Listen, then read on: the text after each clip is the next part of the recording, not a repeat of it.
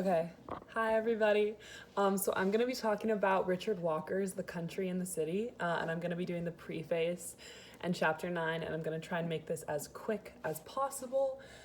Richard Walker was a Bay Area native, and he grew up inspired by environmental movements in the Silicon Valley. In the preface, he just kind of reflects on his life and stresses the importance of the relationship between the political left and environmentalism in the Bay Area. He says that Berkeley's local political culture often has a bad habit of being right in the end, which I thought was funny. He acknowledges that his work can be used for the collective memory of the Silicon Valley, and although not every story can be told, his book seeks to reflect a local viewpoint and downplays the national conversation related to Bay Area environmentalism. So that kind of gives it a good overview. And then in chapter 9, kind of just to summarize, he really talks about these like specific, lots of like local grassroots movements that kind of sprung out of the Silicon Valley and the Bay Area, and how they dealt with, relationships with the state and the state government, and then kind of how they did trickle up activism and like moved that onto a national level. So the chapter is Toxic Landscapes Beyond Open Spaces. And he opens the chapter by discussing the waste problem within cities after this wave of urban expansion in a post-World War II America.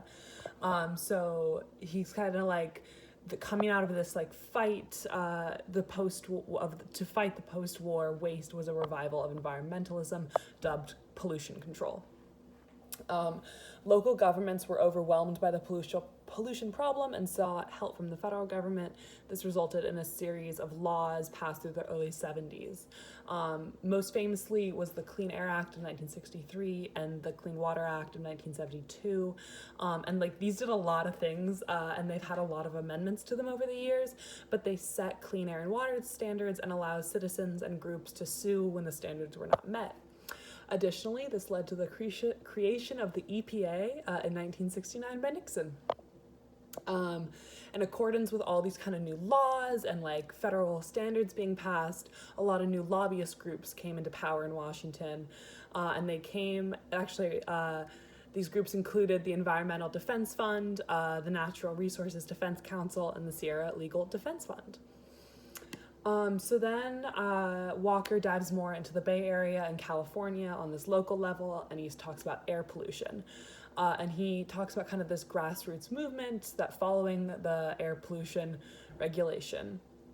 A key player in the environmental justice lobbyist was Citizens for a Better Environment. The CBD was a grassroots organization that headed many legal fights against pollution. They're out of Chicago, but they have chapters all across the country. Their team targeted oil refineries on the California coast and won multiple lawsuits with big names such as Chevron, and heavily influenced the same kind of trickle-up regulation. In addition to the legal side of things, a lot of these grassroots groups targeted highway and transportation departments within environmentalism and air quality. The Sierra Club's Bay Area chapter got the Bay Area's first ever carpool lanes put into highways. Additionally, these environmental groups pressured California transportation authorities into abiding by environmental standards. And they also influenced, I thought this was funny, this like heavy enthusiasm for city cycling, and influenced like a lot of the local governments to put in bike lanes and like the city bikes that are everywhere. So really pushing cycling, which I thought was interesting. Next, Walker kind of talks about water pollution, and the water quality of the San Francisco Bay was hit the hardest by post-war urbanization. All sewage waste went into the bay, in addition to waste from local industrial plants, and cleanup efforts were very minimal until the passage of the Clean Water Act. Cleaning the bay was kind of put into 3 steps by these local groups, including getting better water quality standards, cutting back in oil refinery discharge, and regulating industrial waste in like the sewers themselves. So as I kind of mentioned earlier, the goals were met by multiple citizen-run coalitions, such as Clean South Bay and the Basin Plan Coalition. Clean South Bay was super influential in the removal of heavy metal toxins from San Jose's sewers. The anti-toxin movement in the Bay was also influenced by farm worker exposure to pesticides.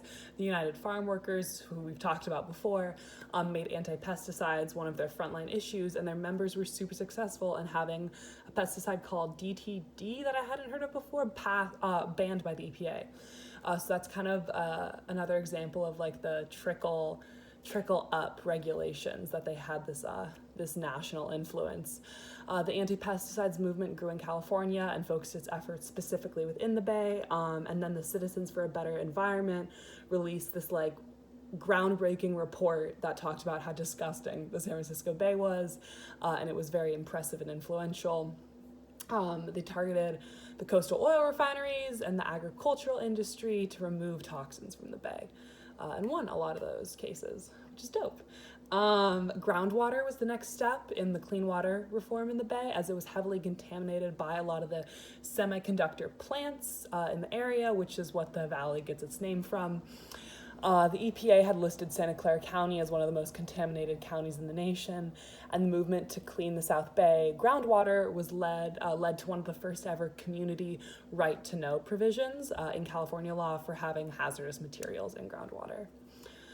Okay, so in summary, the Bay Area anti-pollution movement had been a grassroots-based movement operating strongly since the 1970s. Coalitions like Citizens for a Better Environment had taken up battles with huge industry polluters in the fight against air and water pollution. These actions had national influences, such as the community right to know provisions and the DTD ban. As Walker points out, the Bay has paved the way in environmental community action, but still remains a toxic mess. So that is my summary of chapter 9 and the preface. And for my question, I wanted to ask, how do famous Californian environmentalists such as John Muir and the environmental movement influence the thoughts around kind of surrounding environmental protection, specifically in the West? So how had this or like historically environmentalism in America, as kind of founded by thinkers like John Muir and Teddy Roosevelt, was a hobby for white rich American men.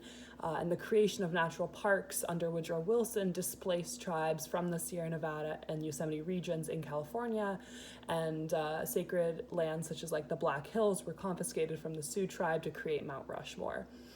And so how has this historical environmentalism and kind of thought of the West and protection of Western nature influenced like environmental politics today? So the historical environmental movements kind of implies that white Americans, specifically white, these rich white American men, were the first people to ever put protections on American wilderness and protect the land. And so how has this movement today affected indigenous communities within these regions?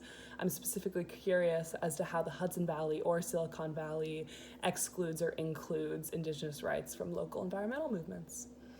So that is my presentation. Thank you.